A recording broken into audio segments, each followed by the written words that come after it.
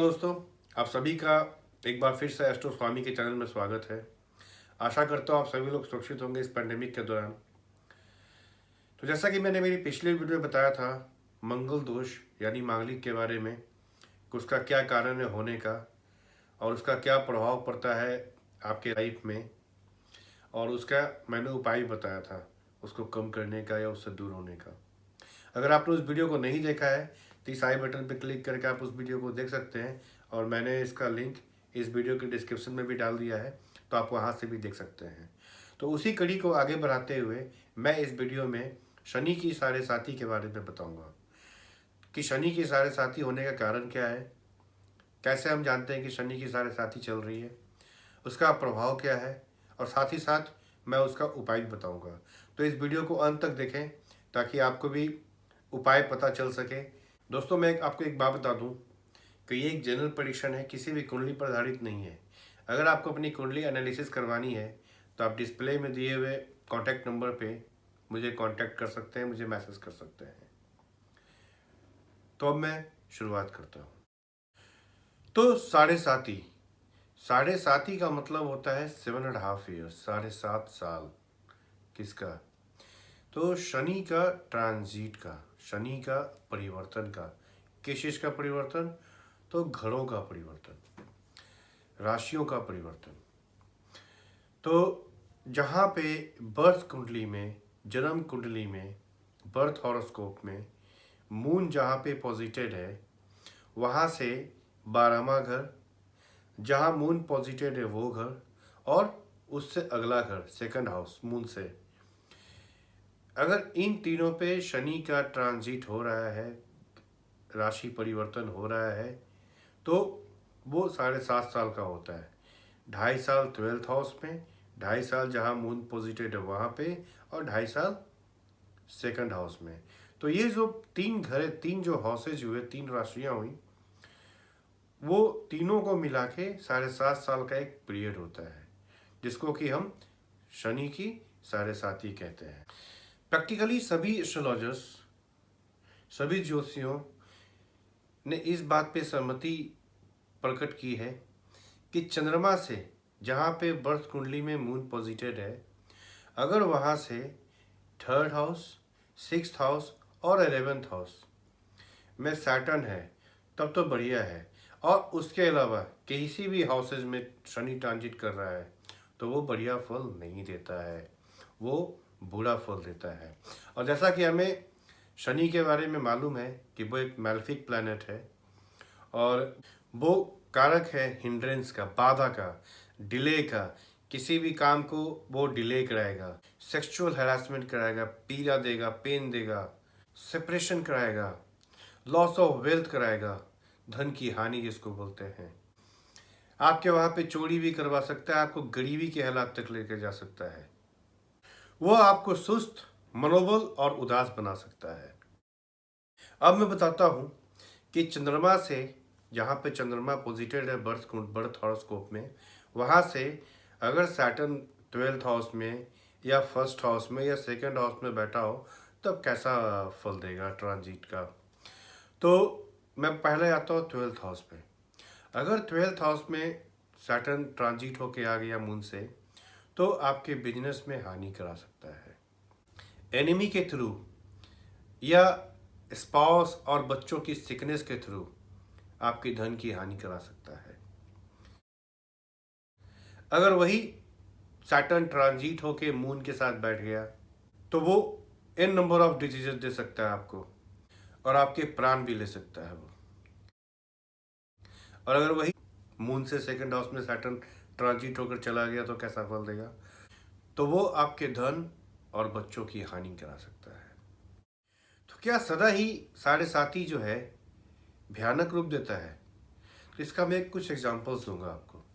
तो मैं पहला एग्जांपल लेता हूँ महात्मा गांधी जी का।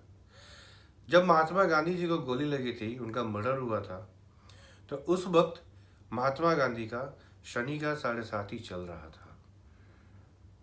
उसी तरीके से जब इंदिरा गांधी जी का पहली साढ़े साती चल रही थी उनके लाइफ की, तो उनकी माँ एक्सपायर कर गई थी, और दूसरी साढ़े साती में उनके पति और पिता का देहांत हो गया था। लेकिन साथ ही साथ उसी साढ़े साथी में वो लाल बहादुर शास्त्री जी के कैबिनेट में मंत्री बनी थी। तो क्या शनि की साढ़े साथी हमेशा ही खराब होती है? इसका एक दूसरा रूप भी है। जब जवाहरलाल नेहरू जी प्राइम मिनिस्टर बने थे, प्रधानमंत्री बने थे, उनके लाइफ में साढ़े साथी चल रही थी।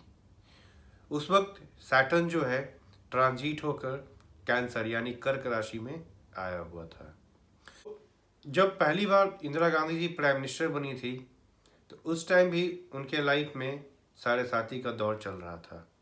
मोरारजी देसाई जी की भी लाइफ की दूसरी साढ़े साथी चल रही थी जब वो महाराष्ट्र के कैबिनेट में मिनिस्टर बने थे, और अपने थर्ड साढ़े साथी में वो इंडिया के प्राइम मिनिस्टर भी बने थे। तो ये सब देख के नहीं कह सकते कि साढ़े साथी हमेशा खराब फल ही देता है। अब मैं बताता हूँ आपको जब साढ़े साथी का बुरा प्रभाव नहीं पड़ सकता है। जब आपकी दशा और अंतर्दशा किसी शुभ ग्रह का चल रहा हो।